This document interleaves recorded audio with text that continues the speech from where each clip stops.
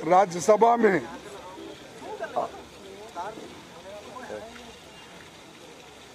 राज्यसभा के सदन के नेता एक सवाल उठाए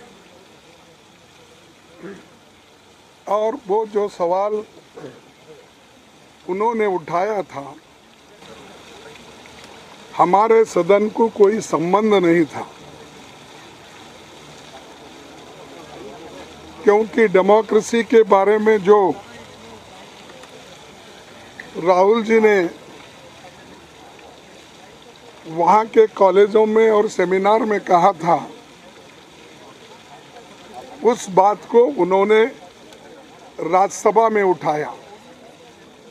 एक तो रूल्स के तहत ये गलत है और मुझे समझ में नहीं आ रहा है, जो हमारे चेयरमैन साहब हमेशा रूल्स की बात करते हैं, तो किस रूल में और एक व्यक्ति और दूसरे सदन का सदस्य है और उसके बारे में यहाँ पर एलिगेशन लगाना और उनके भाषण को अपने ढंग से पेश करना, ये काम सदन का नेता गोयल जी ने किया और ऐसी अभद्र भाषा उन्होंने इस्तेमाल किया कि शर्म आना चाहिए, वो आना चाहिए। अरे जो चीज़ें राज्यसभा में आप बोल नहीं सकते, अगर आपको बोलना है तो नोटिस देकर लोकसभा में बोल सकते थे, लेकिन उन्होंने ये नहीं किया, क्योंकि इस देश के डेमोक्रेसी को अपमान करने का उनका सारा प्रयत्न है और खुद डेमोक्रेसी को यहाँ कुचल रहे हैं। डेमोक्रेसी को और संविधान को कोई जगह मोदी जी के राज्य में नहीं है और बीजेपी के राज्य में नहीं है, क्योंकि हर एक ऑटोनमस बॉडी का वो मिसयूज कर रहे हैं, हर एक एजेंसी का वो मिसयूज कर रहे हैं और कोई नोटिस नहीं, रूल ऑफ लॉ नहीं है, लेकिन वो मन माने जैसा एक डिक्टेटर देश को चलाता है वैसा ही वो काम यहाँ पर कर रहे हैं। और ये लोग डेमोक्रेसी की बात करते हैं, ये लोग देशभक्ति की बात करते हैं और ये लोग देश के मान सम्मान की बात करते हैं।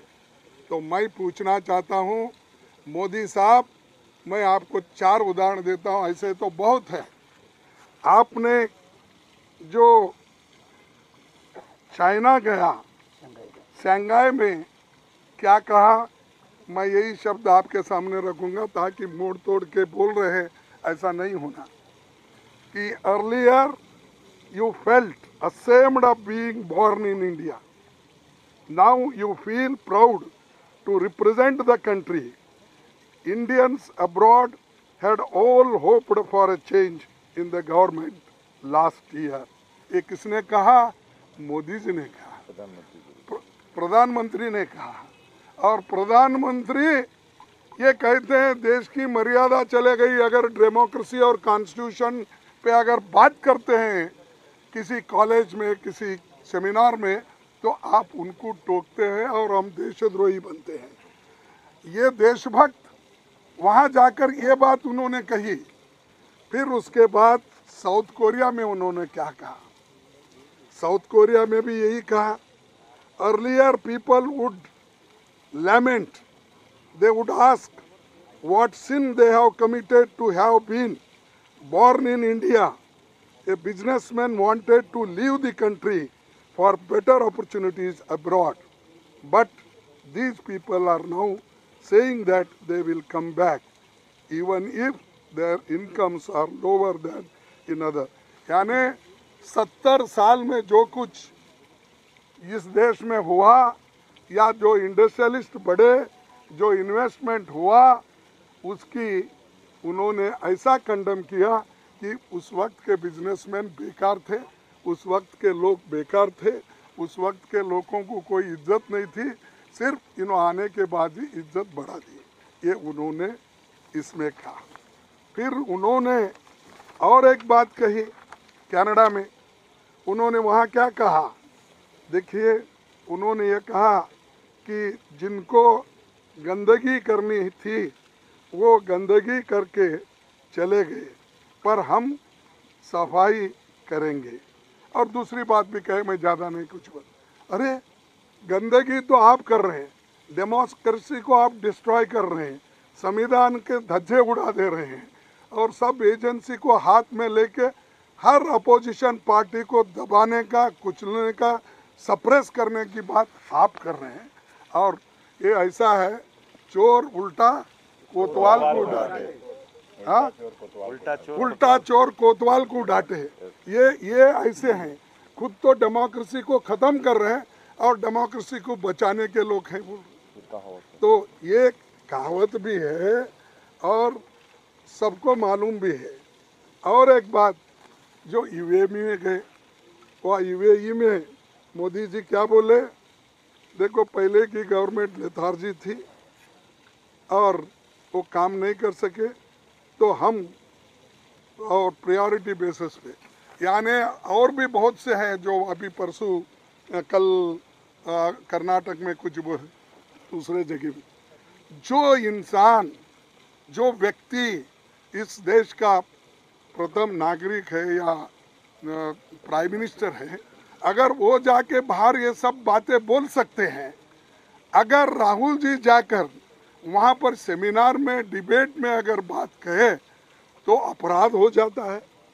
तो ये उनको समझ में आना चाहिए। लोग खुद डेमोक्रेसी को कुचल रहे हैं, वो लोग ये सब बातें कर रहे हैं। इसीलिए आप सभी पार्टी के लोग, हमने यही कहा, देखो भाई आपको ये मसला उठाना भी है, आप उस सदन में उठा सकते हैं जिस सदन के वो सदस्य हैं, इस सदन के वो सदस्य नहीं है।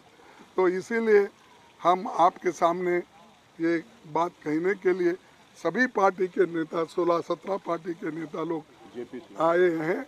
और हम क्या डिमांड कर रहे हैं, हम ज्वाइंट पार्लियामेंट्री कमेटी बिठाओ, जेपीसी बिठाओ अदानी के इशू पे, उसको डाइवर्ट करने के लिए, वो इशू को अलग करने के लिए ये बीच में उठते ही उनको 10 मिनट का टाइम मिला और मुझे सिर्फ 2 मिनट भी बोलने नहीं दिए। यानी ये क्या है, मैं किसी की कमजोरी नहीं बोल रहा हूँ, ये क्यों ऐसा डिस्क्रिमिनेशन हो रहा है। और जब अदानी की बात हम उठाते हैं, जेपीसी की उठाते हैं, तो फौरन एक तो माइक भी बंद होता है, दूसरे तरफ हंगामा भी शुरू होता है। ये जो है, इसके लिए आज भी हम जेपीसी डिमांड कर रहे हैं, सब मिलके इसके लिए एक हैं और हम लड़ेंगे इसके लिए।